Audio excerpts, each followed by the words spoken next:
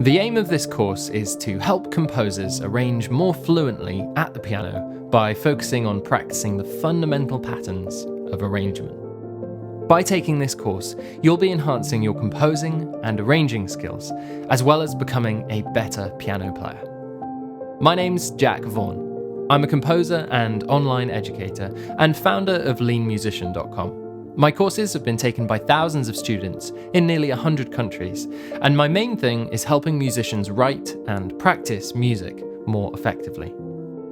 This is not a beginner's course. This course follows on from my previous course, Music Composition at the Piano. The aim of that course was to give beginner musicians an amazing foundation in music theory and composition, or to give intermediate musicians a catch-up on all those things that they often miss.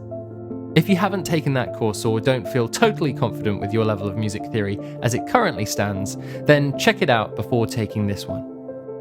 However, if you're interested in enhancing your skills as an arranger, then stick around and let me explain what this course is about in depth.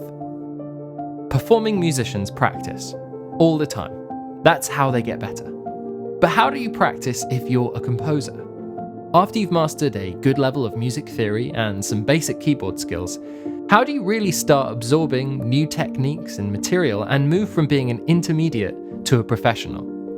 In my experience, there are two conventional bits of wisdom that professional composers usually say in answer to this. Write loads of music and listen to loads of music.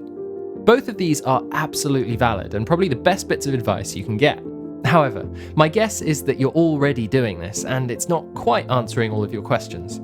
The fact is, most early stage composers just get stuck when writing, quite often, and it's really an issue of vocabulary. In language learning, there is a well-known hack or trick to pushing through this early stage much quicker than the average learner, and it's to find the top 300 most used words or patterns in the language and to learn those first. This is what we're going to be doing in this course. This course teaches you the fundamental patterns of arranging in music in a practical way at the piano. When you have these patterns under your belt, you can start combining and manipulating them in many different ways to write your own music. You start hearing these patterns everywhere, which shows you that really music isn't as hard as you thought. You can start deconstructing your favorite music and emulating it with ease. And you can develop your existing musical ideas with ease, so you can finally start finishing that pile of sketches that you've been building up.